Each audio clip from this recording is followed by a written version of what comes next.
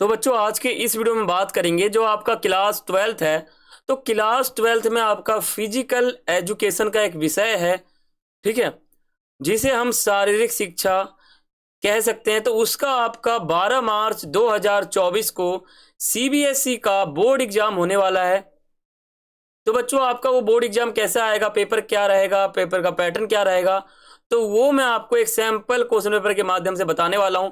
तो आपको ये वीडियो पूरा देखना है और इस वीडियो को अगर आपने देख लिया तो 12 मार्च 2024 के फिजिकल एजुकेशन के एग्जाम में आप अच्छे नंबर ले सकते हो। और कई क्वेश्चन मैं आपको बता दूंगा इंपॉर्टेंट, जो आपके पेपर में आने का चांस उनका ज्यादा है, ठीक है। तो आपको क्या करना है, हमारे यूट्यूब चैनल को आपको सब्सक्राइब कर लेना है और बेल आइकन पे क्लिक कर लेना है, जिससे फायदा आपको ये होगा कि हमारे वीडियो का नोटिफिकेशन आपके पास पहुंचेगा, क्योंकि ये पेपर का समय चल रहा है और इस समय हमारे यूट्यूब चैनल से आपको बहुत ज़्यादा फायदा होगा। तो सब्सक्राइब करना मोस्ट इंपॉर्टेंट है, मैं आपको बता दूं, ठीक है। तो अब हम वीडियो शुरू करते हैं। देखो आपका जो पेपर है ये 70 मार्क्स का होने वाला है, 3 घंटे का आपका पेपर होने वाला है। इसका कोड 048 है, फिजिकल एजुकेशन इसका विषय है, इसका नाम है, ठीक है। तो पहले समझते हैं इसका जो फॉर्मेट है, जो सामान्य निर्देश है वो। देखो प्रश्न पत्र में 5 खंड हैं और 34 प्रश्न है। खंड ए में जो है 1 से 18 तक के जो प्रश्न है वो 1 नंबर वाले हैं। खंड ए जो है उसमें 18 प्रश्न दिए हुए हैं जो कि 1-1 मार्क्स के हैं। खंड बी में 19, 20, 21, 22, 23 ये जो क्वेश्चन है ये खंड बी के अंदर आते हैं, जो कि 2 अंक वाले हैं। 6 इसमें आपको क्या करना है कि 60 और 90 शब्दों में आपको आंसर देना है। अनुभाग सी या फिर खंड सी जो है आपका, उसमें 24, 25, 26, 27, 28 ये जो प्रश्न आते हैं इस नंबर के, ये आपके 3 नंबर वाले क्वेश्चन है, जो कि आपको आंसर 100 से 150 शब्दों में देना है। खंड डी 29, 30, 31 आपके आते हैं। खंड डी के अंदर जो है क्वेश्चन आते हैं, जो कि आपका 4 नंबर वाला है, ठीक है, और जो कि आपका केस स्टडी वाला है या फिर आप केस आधारित भी कह सकते हो। खंड ई जो है आपका 32, 33, 34 आपके 5 अंक वाले हैं, जो कि 200 से 300 शब्दों में आपको आंसर देना है। मैंने आपको ये बता दिया। इसी पैटर्न में ध्यान देना, इसी पैटर्न में आपका 12 मार्च 2024 में जो आपका physical education class 12th code 048 का पेपर होने वाला है वो इसी पैटर्न में आएगा, ठीक है। अब हम बात करते हैं जो आपका खंड ए है, उसमें आपका पहला क्वेश्चन दिया हुआ है कि आसन को पहचाने। तो ये जो महिला आसन कर रही है, आसन कौन सा है आप मुझे बता सकते हो? पवन मुक्त आसन, सुखासन, जिसे और जगह आपका चक्रासन, गोमुख आसन। देखो गोमुख आसन ये नहीं हो सकता, क्योंकि गोमुख आसन जब हम करते हैं तो हमारा जो शरीर है वो गाय के मुख के समान दिखाई देता है, इसलिए हम उसे गोमुख आसन कहते हैं। चक्रासन में क्या होता है कि हमारा हाथ घूम रहा होता है, इसलिए उसे हम चक्रासन कहते हैं, यानी जो हमारा हाथ है वो चक्र के समान दिखता है। सुखासन में क्या होता है, मनुष्य एकदम पतले स्थिति में बैठ जाता है, तो ये हमारा सुखासन भी नहीं है, ये हमारा पवन मुक्तासन आसन है। क्योंकि पवन मुक्तासन आसन में क्या होता है कि ये जब आसन किया जाता है, इसमें हमारा मुंह जो है नीचे की ओर होता है और इसके बीच में कहीं ना कहीं थोड़ा सा इंचेस का जो फर्क है वो रहता है, और जो पैर है एकदम सीधा रहता है। तो अगर आपने ये हमारा चैप्टर पढ़ रखा है जीवन शैली संबंधी बीमारियों के निवारण हेतु योग, तो उसी का ये क्वेश्चन पूछा गया है, ठीक है। और इसी प्रकार से आपके बोर्ड एग्जाम में पहला क्वेश्चन जो है आसन का ही आएगा। फोटो आपको दिया जाएगा और फोटो को देखकर पहचानना है कि ये कौन सा आसन है। तो ये हमारा पवन मुक्तासन आसन हो गया।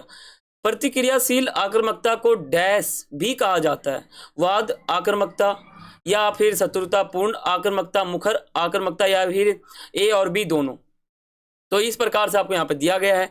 घर्षण बल किसकी दिशा में डैश दिशा में कार्य करता है, किसी वस्तु की गति, ठीक है। तो यहाँ पर क्या है कि ये क्वेश्चन आपसे पूछ रखा है। फिर चौथा क्वेश्चन, पांचवा, छठा, ठीक है। तो देखो क्वेश्चन सेम आने का चांस नहीं है। जो मैं क्वेश्चन आपको ऊपर बता रहा हूँ एमसीक्यू, इसका आने का रिपीट होने का कोई भी चांस नहीं है। आपका रिपीट होगा तो लॉन्ग क्वेश्चन होगा, जो मैं आपको बता दूंगा, जो मोस्ट इंपॉर्टेंट है वो रिपीट हो सकता है, ठीक है। मैं ये भी नहीं कहता कि रिपीट हो जाएगा, रिपीट होने का चांस मैं आपको 80% देता हूं, यानी 80% चांस है रिपीट होने का, ठीक है। तो ये तो आपका एमसीक्यू हो गया, आपको ये दिख रहा है और आपने 1 साल पढ़ा भी है तो आपको समझ में भी आ रहा होगा।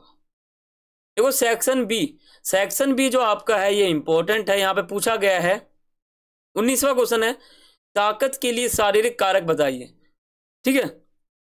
ताकत यानी शक्ति के शारीरिक कारक। और 20वां क्वेश्चन आपको पूछा गया है कि लक्ष्य निर्धारण पर संक्षिप्त टिप्पणी लिखें, यह पूछा गया है। लक्ष्य निर्धारण एक टॉपिक था आपके बुक में, वहां पर यह बताया गया था। 21वां आपके सामने क्वेश्चन है उपयुक्त उदाहरणों के साथ आइसोनेटिक व्यायाम को समझाइए। ये आपका जो क्वेश्चन है ये भी इंपॉर्टेंट है। यही मैं आपको बता दूं ये क्वेश्चन इंपॉर्टेंट है, ठीक है, इसको आप लिख सकते हो। और 22वां आपका है फिटनेस का निर्धारण करने वाले हृदय श्वसन कारकों पर एक मुख्य बिंदु लिखें। ये क्वेश्चन आपका मेरे हिसाब से इंपॉर्टेंट नहीं है, और ये जो क्वेश्चन है आपका इंपॉर्टेंट है क्योंकि ये जो है हमारा 600 मीटर दौड़ वाला है, जो मैंने आपको बताया था 600 मीटर का एक एरिया होता है, उसको कवर करना पड़ता है, इसी प्रकार का ये गेम होता है। तो मतलब ये हमारा इंपॉर्टेंट हो गया, और इसी का अथवा दे रखा है तो ये इंपॉर्टेंट नहीं है। और 24वां आपका क्वेश्चन है वो सेक्शन सी का है, ठीक है, यहाँ पे आप समझ भी रहे होगे। ये आपका सेक्शन सी का जो 24वां क्वेश्चन है वो है, ठीक है। और जो आपका ये 25वां क्वेश्चन है ये गैर पोषक खाद्य पदार्थों के फायदे बताइए, ये पूछा गया है। गैर पोषक तत्व किसे कहते हैं? जो कैलोरी उपलब्ध नहीं करवाते उसको गैर पोषक तत्व भी कह देते हैं, ठीक है। और पोषक तत्व किसे कहते हैं? जो शरीर में पोषण करता है। आपने ये पढ़ा होगा, ये क्वेश्चन मोस्ट इंपॉर्टेंट है। और मैंने आपको ये जो क्वेश्चन है ये खेलों में पोषण वाले चैप्टर से है, चैप्टर 5, वहां से ये क्वेश्चन पूछा गया है।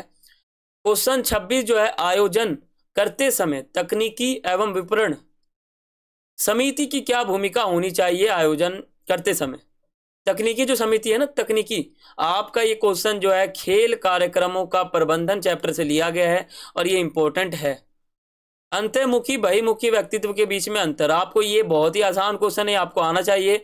ये जो क्वेश्चन है ये मोस्ट इंपॉर्टेंट है, मैं आपको ये कह दूं। ये क्वेश्चन जो है मनोविज्ञान तथा खेल कूद वाले चैप्टर से पूछा गया है, ठीक है। आपको ध्यान में भी आ रहा होगा, अगर आपने बुक पढ़ा है तो आपको समझ में आ जाएगा किस चैप्टर से पूछा गया है। अंतर्मुखी बहिमुखी में क्या होता है कि अंतर्मुखी व्यक्ति जो है वो बहुत ही शर्मिला होता है, किसी से बात करने में शर्माता है, वो बहुत ही अकेले रहता है, बात करने में बहुत शर्माता है, ठीक है। तो इस प्रकार का व्यक्तित्व होता है। और बहिमुखी में क्या होता है? उसका उल्टा, यानी जो भी चीज आप अंतर्मुखी व्यक्तित्व वाले व्यक्ति में बताओगे उसका उल्टा आपको बहिमुखी में कर देना है, ठीक है। फ्रैक्चर को परिभाषित करें और फ्रैक्चर के किन्हीं 4 प्रकारों की व्याख्या भी करें। फ्रैक्चर क्या होता है कि जब शरीर के अंदर जो हड्डी होता है उन दोनों के बीच दूरी बढ़ जाती है, यानी मान लो ये हड्डी जा रहा है, इन हड्डी के बीच अगर बीच में दूरी बढ़ जाती है ना तो इसको कहते हैं फ्रैक्चर की स्थिति, ठीक है। अगर इन दोनों के बीच में दूरी नहीं बनता तो उसको मोच कहते हैं। जब मान लो किसी का पैर जो है वो अचानक से उसमें झटका लग जाता है तो उस समय अगर हड्डी के बीच में गैप नहीं आया है तो उसको फ्रैक्चर की स्थिति नहीं कहते हैं, उसको हम कह देते हैं मोच, ठीक है। तो मोच का इलाज है, लेकिन फ्रैक्चर का इलाज जो है वो नहीं है, उसका इलाज है ऑपरेशन। तो ये आपने यहाँ पे समझा भी था। और जो आपका 29वां क्वेश्चन है वो सेक्शन डी का है, और ये आपका खेल दिवस के ऊपर पूछा गया है, जो कि आपका पहले क्वेश्चन से ही पूछा गया है।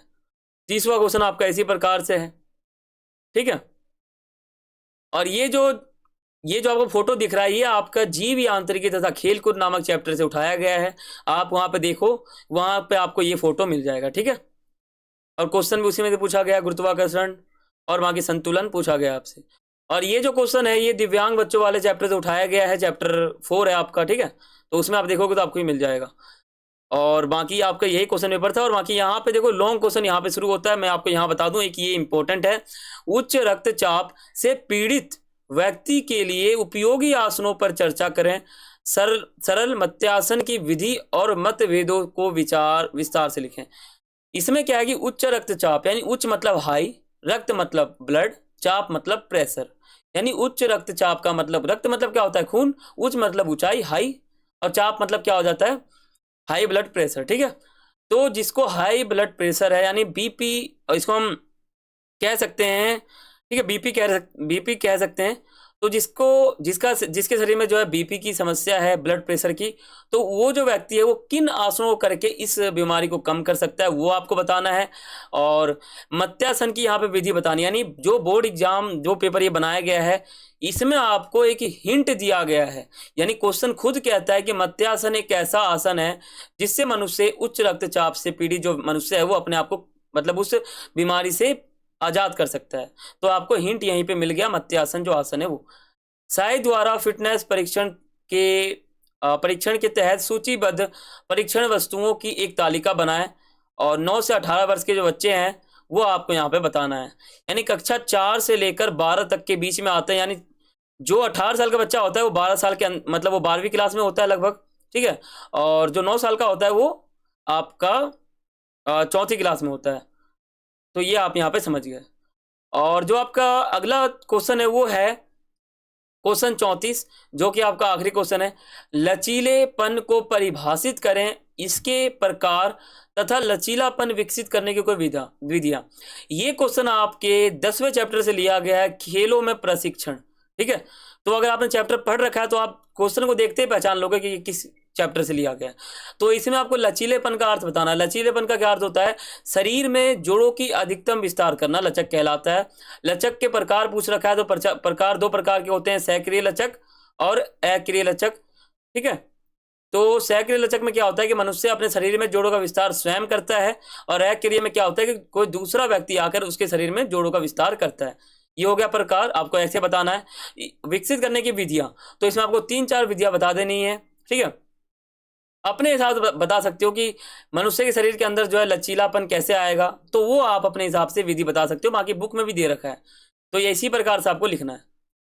उपयुक्त उदाहरणों की सहायता से खेलों में न्यूटन के गति के नियमों को अनुप्रयोग पर चर्चा करें। यानी न्यूटन की गति के नियम क्या है आपको पता होगा? जड़ता का नियम, त्वरण का नियम, प्रतिक्रिया का नियम। ये तीनों नियम में ये जो हमारा पहला है, ये दूसरा है, ये तीसरा है, ठीक है। तो ये आप यहाँ पे समझ गए। तो यहाँ मैंने आपको 12 मार्च 2024 को जो आपका फिजिकल एजुकेशन का एग्जाम होने वाला है क्लास 12 का सीबीएसई बोर्ड का, तो उसका एक सैंपल क्वेश्चन पेपर आपको बताया है, और कुछ क्वेश्चन इंपॉर्टेंट है। और मैं आपको बता दूं, एक क्वेश्चन ये भी है हमारा लचीलापन वाला, इंपॉर्टेंट है, और एक न्यूटन के गति के नियम, ये हमारा इंपॉर्टेंट है। तो इतना क्वेश्चन आपका मेरे हिसाब से इंपॉर्टेंट है, आ जाएंगे, चांस रहता है आने का, ऐसा नहीं है कि क्वेश्चन नहीं भी आएगा, क्वेश्चन आने का चांस रहता है। जो मैंने आपको बताया है वो बहुत ही इंपॉर्टेंट क्वेश्चन है, और यहाँ पर भी आ रखा है। देखो, ये हमारा सैंपल क्वेश्चन पेपर है, लेकिन इसमें भी क्वेश्चन तो आ रखे हैं, ठीक है। तो यहाँ पे ये समझ गए। तो ये हमारा आज का वीडियो था। मैं आशा करता हूँ आपको समझ में आ चुका होगा, और मैं ये भी आशा करता हूँ कि आपने अभी तक हमारे YouTube चैनल को सब्सक्राइब भी कर लिया होगा। अगर आप अभी तक सोच रहे हो तो आप कहीं ना कहीं अपने फिजिकल एजुकेशन एग्जाम में 70 में से 25 मार्क्स लाने की आप कोशिश कर रहे हो, तो मैं आपको यही कहना चाहता हूँ, सब्सक्राइब कर लो, आपके लिए फ्री होता है, आपको कोई पैसे देने नहीं पड़ते, ठीक है। तो मेरे हिसाब से अब आपको समझ में आ चुका होगा, और अब आप सब्सक्राइब करने जा भी चुके होंगे, ठीक है। तो आपने कर लिया। तो ये हमारा आज का वीडियो था। तो फिर मिलते हैं अगली वीडियो में। अगर आपको कोई और भी चैप्टर का चाहिए, जैसे मान लो आपको हिस्ट्री का चाहिए, पॉलिटिकल साइंस का चाहिए, तो आप मुझे कमेंट कर सकते हो। मैं आपके लिए जो वीडियो बना दूंगा सैंपल क्वेश्चन पेपर का, जो कि सीबीएसई बोर्ड का रहने वाला है। और जो पेपर मैं आपको दिखा रहा हूँ ये ओरिजिनल पेपर है, सीबीएसई की वेबसाइट से लिया गया है ना। ये था इंग्लिश लैंग्वेज में, मैंने आपको हिंदी करके यहाँ पे दिखाया है, तो आपको यहाँ पे ये समझ में आ चुका होगा। तो ये हमारा आज का वीडियो था। तो मिलते हैं अगली वीडियो में, तब तक के लिए सभी को थैंक्स फॉर वॉचिंग। जय हिंद, जय भारत।